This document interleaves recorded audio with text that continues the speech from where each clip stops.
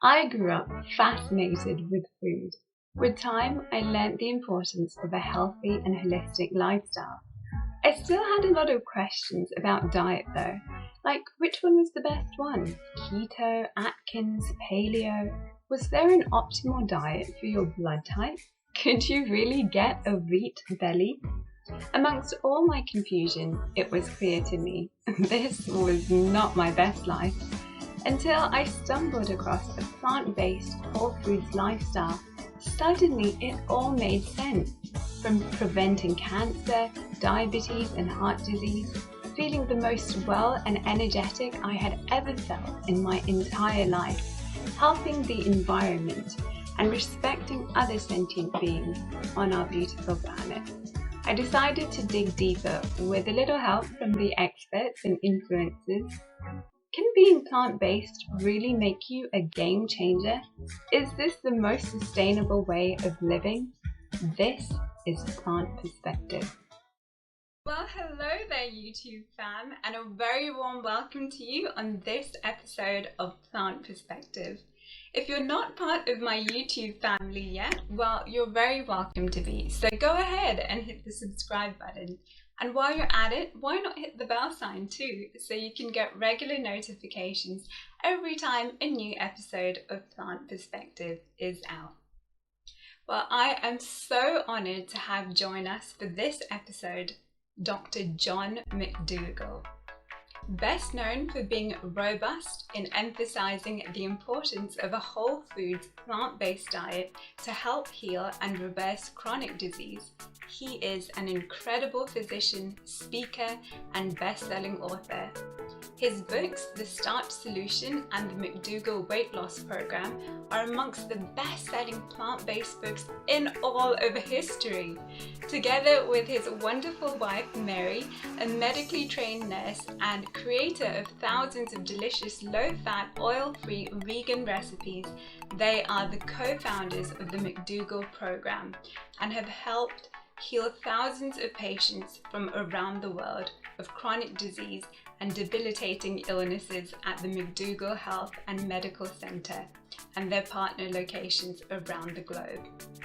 Here to talk about the link between weight loss and a whole food, low-fat, plant-based diet, disease reversal, and why the fat we eat is the fat we wear, the doc is in. Dr. McDougall, thank you so much for joining us on this episode. It's such an honor, and thank you for the privilege of your time. Oh, good. Nice to be here. Nice to have an opportunity to enlighten some other people with some very simple information that could change their life. I mean, it's a real opportunity for me. I'm honored to have a chance to talk to the people that you think are so important. I'm a medical doctor. I'm 74 years old. I've been in the practice of medicine for more than a half a century. And I have 7 grandchildren. I'm also a bit of a rebel.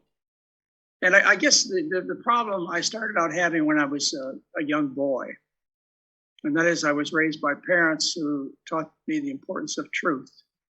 They used to tell me, whatever you do, Johnny, and believe me, I was mischievous when I was young. Whatever you do, as long as you tell the truth, everything's going to work out okay.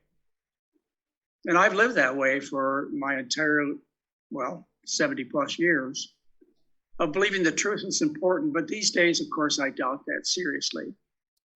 When you see it in terms of medical care, nutrition information, and even politics, lying seems to be acceptable, normal behavior. But I've never learned how to do that. I was raised in the central part of the United States on a meat and dairy diet. My parents believed the most important nutrients for their children were protein and calcium. Even though scientists knew at that time, in fact, they knew 100 years earlier, that there's no such thing as calcium or protein deficiency. It doesn't exist. You have no friends or relatives who suffer from such a condition. So my parents fed me a diet of lots of meat, lots of cheese, lots of milk, so on. And I suffered. I suffered from terrible bowel problems when I was a little kid. Lost my tonsils at age 7 due to the dairy foods. As a teenager, I was plagued by oily skin and acne, and I was always the last one in the pack in gym class because my endurance was so poor. And at age 18, I had a massive stroke. I know it's hard for people to relate to, but if you actually physically got to be together, you might ask me things like, did you hurt your leg? Or if you saw me windsurf, you might say, oh boy, you make terrible port chives. That's a left turn. Anyway, I suffered this massive stroke and I've limped around for the last 55 years. Probably age 22, my mother called me fat. And my top weight was actually 90 pounds heavier than I weigh now. I had major abdominal surgery at age 24. I don't think I would have lived to make it out of my 30s, or at least I'd have had heart surgery by the time I hit 30. I was destined to die because of what I taught was good nutrition. I was eating a diet that had sickened hundreds of people, probably thousands, maybe thousands, certainly for thousands of years. Those people who eat a diet of kings and queens, of priests and priestesses, the diet of aristocrats, the royalty. They took the basic foods that the workers ate, the people who worked in the fields, collected the potatoes and the grains and so on. The people who ate these particular foods, the potatoes and the grains and so on, they took these vegetable foods and they fed them to their cows and pigs and sheep, and they ate them. They ate these animals, and as a result, you go back 4,000 years. Look at the remains of the pyramids in Egypt, and look at the mummies and the bodies, the remains that are left over from thousands of years ago. And you'll find artery disease in about half of the specimens examined. You'll find obesity. You'll find genetic defects that are due to the Western diet. People who were rich back then became obese, suffered from heart disease, diabetes, etc., for the same reason that we do today. The difference is today that instead of there just being a few kings and queens, half the world's population eats just like the royalty of the past. And as a result, what would you expect? I mean, picture on the throne the fat king and queen. And what do you have? The typical European, typical American, United States American. And nowadays, the typical Asian or a person from India or South America or Central America. The boundaries have left us as people around the world have switched from traditional diets, which are based on starches like rice and corn and potatoes and sweet potatoes and beans, peas, and lentils, to a diet of rich foods. That's why they're sick. I mean, that's nice. The really nice thing I discovered as a medical doctor in my early years of my medical career, actually all happened before 1977, is I discovered that thousands, tens of thousands of researchers had made similar observations as to why people suffer from chronic diseases like heart disease and diabetes and rheumatoid arthritis and multiple sclerosis and constipation. They had made these discoveries, done scientific experiments to confirm them, good experiments, and published them in the scientific literature, was sat on the library shelves collecting dust because it was valueless. In other words, you couldn't sell a product related to these studies that truly showed why people were sick from eating rich foods and how to get them healthy to put them back on the traditional diet of people. Traditionally, people have lived on starch-based diets. 99.99% of the people who walk this earth have obtained the bulk of their calories from starch. Like, for example, in Central America, the Aztecs and the Mayans were known as the people of the corn, the American Indian, people of the corn. South America, in the Andes, they lived on potatoes. In Europe, well, they had various grains and roots, and the Middle East was known as the breadbasket of the world. When you think about Asian populations, generally you think about rice. 90% of the food, at least 95, maybe 100% of the food came from starch. But starches are vilified these days. You're told starches make you fat. Yet when you observe through history and geography, populations of people, you see starch eaters are never fat. You look at populations of 2 billion people in Asia before 1980, living on white rice, and nobody was overweight or had diabetes or rheumatoid arthritis or coronary heart disease. I mean, the diseases that plague these countries now. So that's why people are sick. How you get them well is you get them to understand this simple idea that you're eating the wrong foods. It's the quality of the food, not the quantity, that's got you in trouble. And you get them to change. And when they change, they get better. And we publish scientific research to show the results. And nobody's contesting this. This is true, folks. In our studies of people at 7 days, what we find, we studied 1,703 people. Over a period of 7 days, the average weight loss eating as much as they wanted foods they really enjoyed, delicious foods. The average weight loss was 3.1 pounds. The average drop in cholesterol was 22 points, which is about 4 international units. It's not that. 22 would be about 4/10 of an international unit.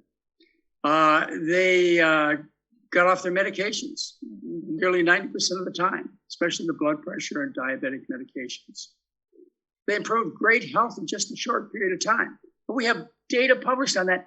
We have data done independently by Oregon Health and Science University. That's a medical school in Portland, Oregon, which studied our patients for a year and found not only did these people get the results that I've described, but they adhered to the diet. They were compliant with the eating program of the McDougall program nearly 90% of the time for a year. I mean, that tells you that the results must have been phenomenal and the food must have been pretty good. And there was an independent study from New Zealand which showed, again, the same results of applying these principles. This always works, folks. I mean, this is as fundamental as a smoker quitting cigarettes and stopping coughing, or a drunk quitting booze and stopping falling down.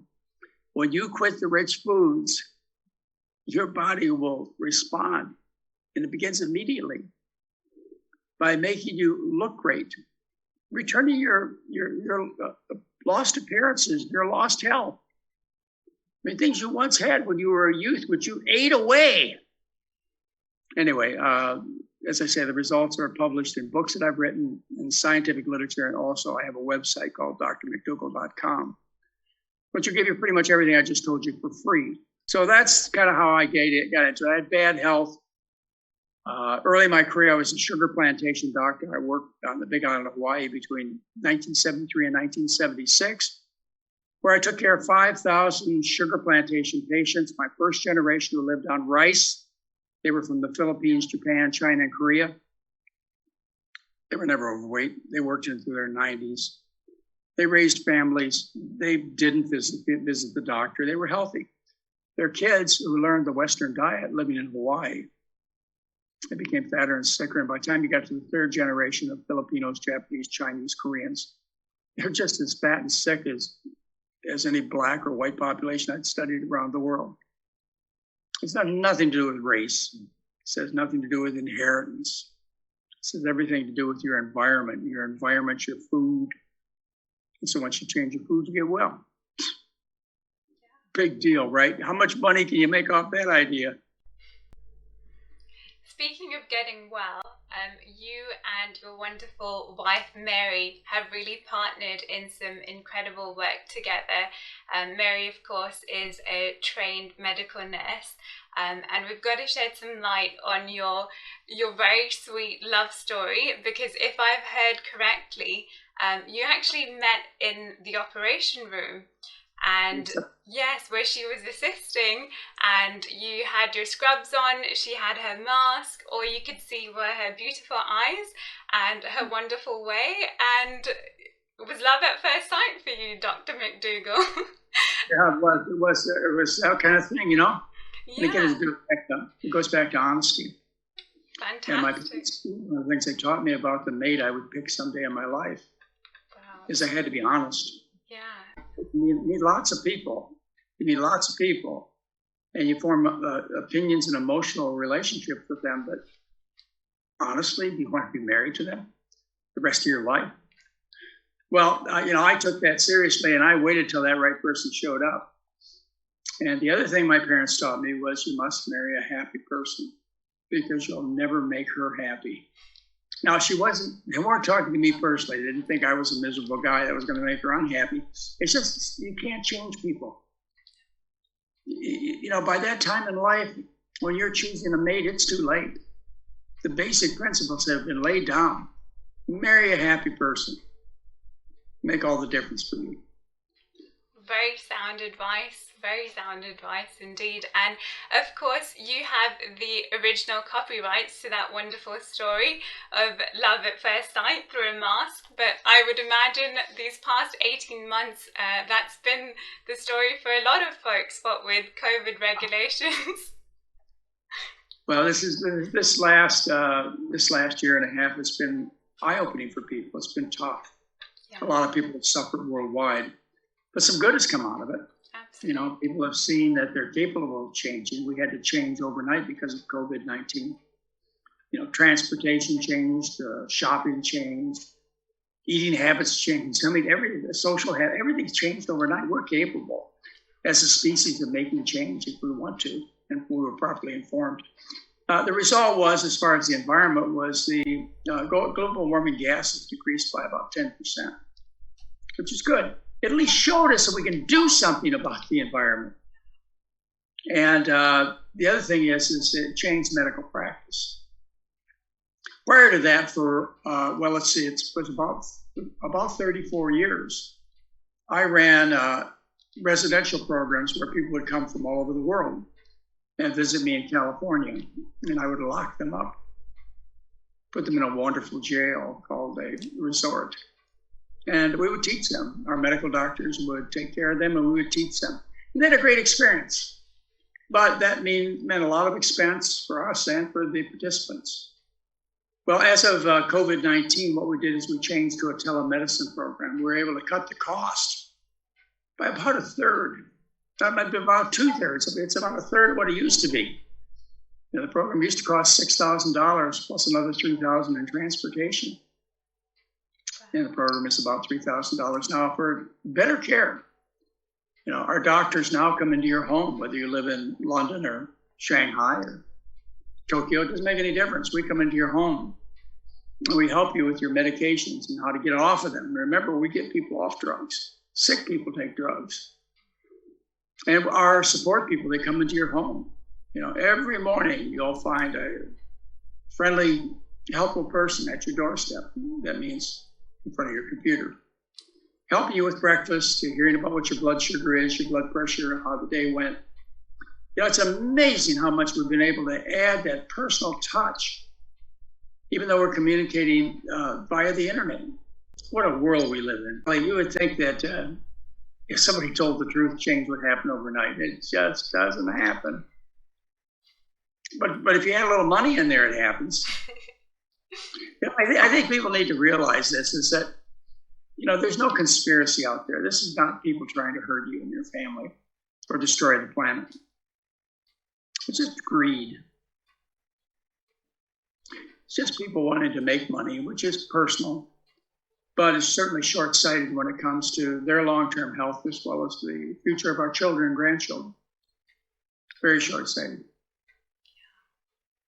Speaking of the future, speaking of grandchildren, one of your really good sayings is the fat we eat is the fat we wear. And a lot of skin problems are associated with the younger generation, acne for instance, though obviously adult acne is an issue too. When it comes to how the fat we eat is the fat we wear, that's pretty obvious when we see, those amongst us who might be obese or overweight. But what I really find interesting is this concept of being sort of skinny fat, if you will, because we might look slim on the outside, but there might be a lot of fat build-up inside. And also we had the beautiful Gianna Simone on an episode as well, and she spoke about how her acne was linked to a high-fat diet, and when she removed that and became plant-based, she saw complete reversal. I know that the Nelson twins, Nina and Randa, are really good friends of yours as well, and they suffered with really bad acne, beautiful actresses, plant-based YouTubers, but there was a simple solution. Can you tell us a little bit more about that, please, Dr. McDougall? Well, again, it's just common sense. If you think about it for a minute, the food provides you three major components. Well, three major calorie-giving components. They also give you fiber and water, which don't provide calories.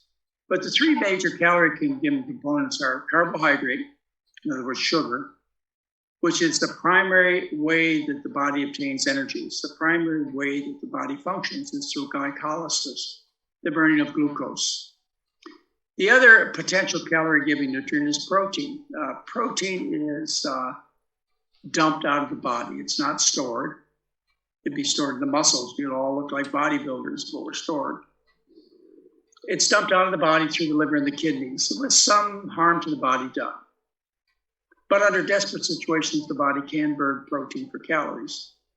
And then we have the fat. And the fat is already in the form for storage.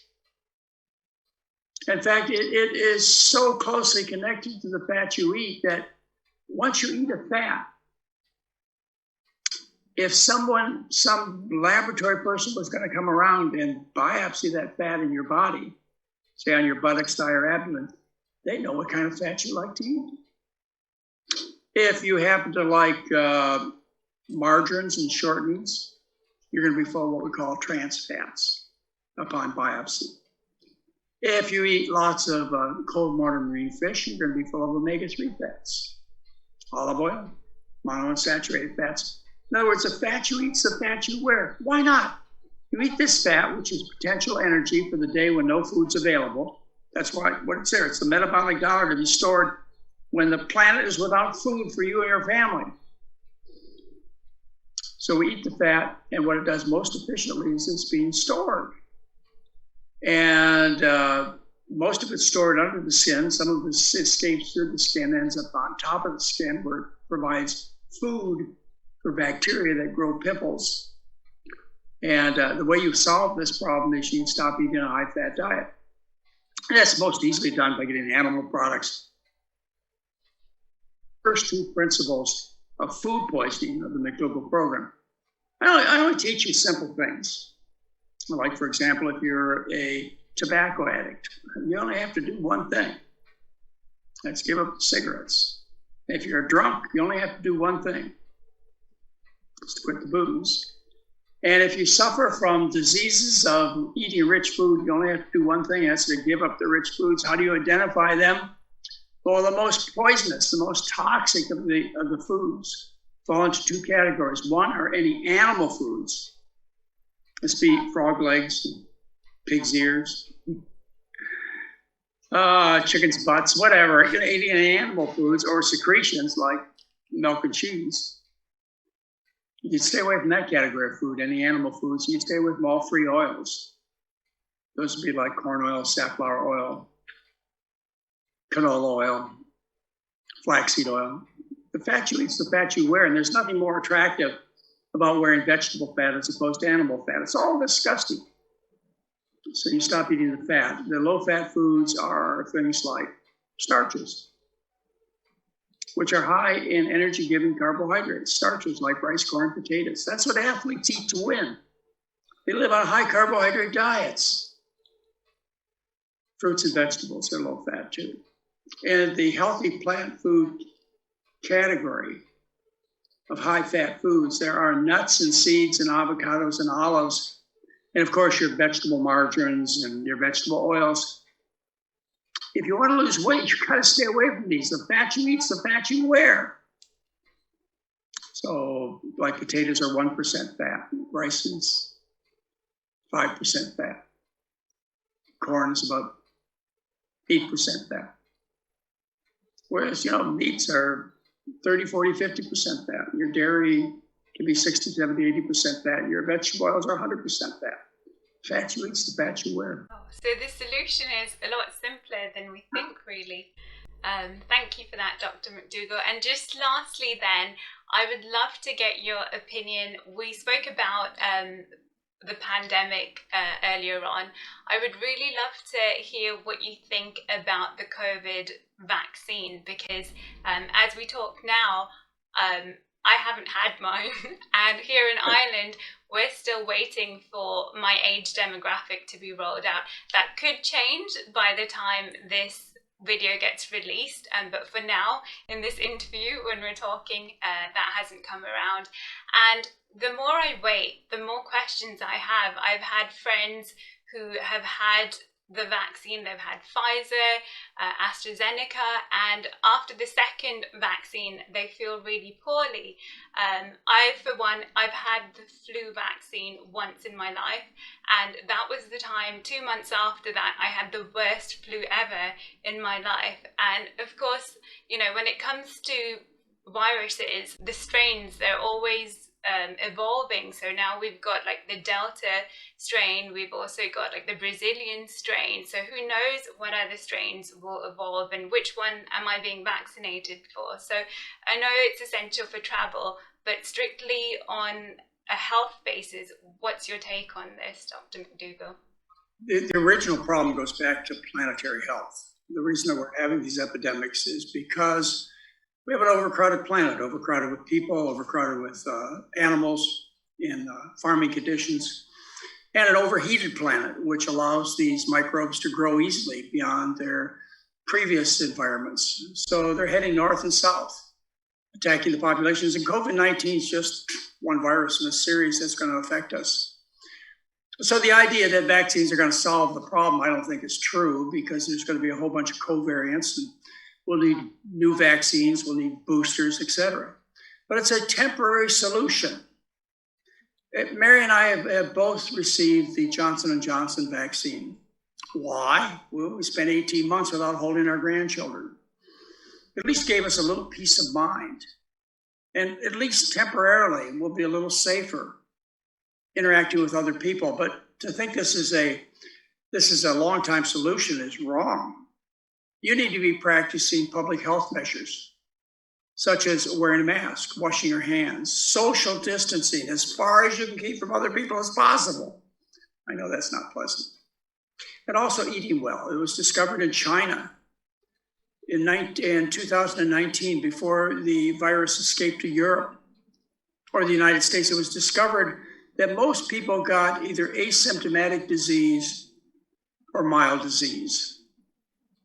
A few people went on to more severe disease, which required hospitalization, mechanical ventilation, and resulted in death.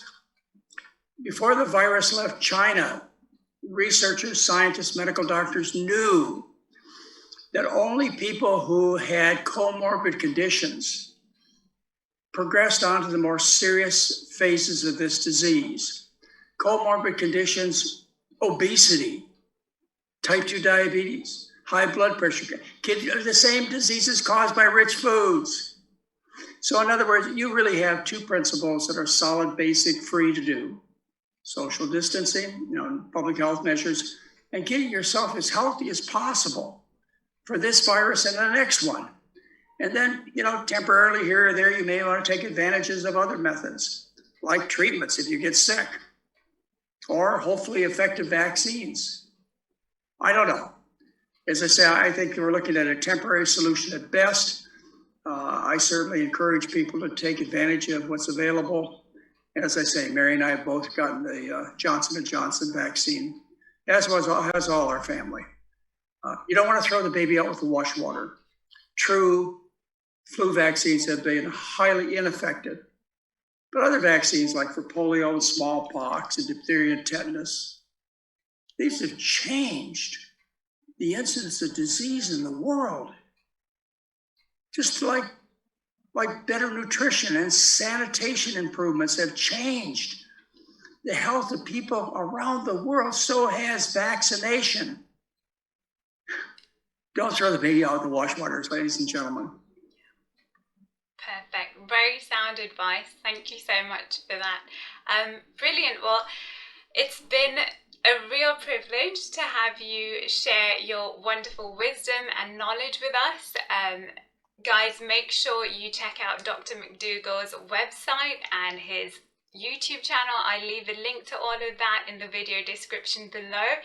If what we've spoken about today has at all interested you, I highly recommend checking out his books. I will leave a link to where you can buy them in the video description below as well. Dr. McDougall, thank you so much. Yeah, it's a pleasure. And I again wish you every strength you could possibly gather, as well as people listening, to spread this good news around the world. So much is dependent upon people changing back to the traditional diet of human beings. We're not doing anything weird. We're just switching back to the diet of human beings. We are vegetarians. We are starchivores, starchitarians, starch eaters. You know, that's the diet of the human being. If you're going to fail to follow such basic needs as what the human being requires for good function, good feelings, and good looks, then you're in big trouble. The answer's out there for you. Keep spreading the good news. Absolutely.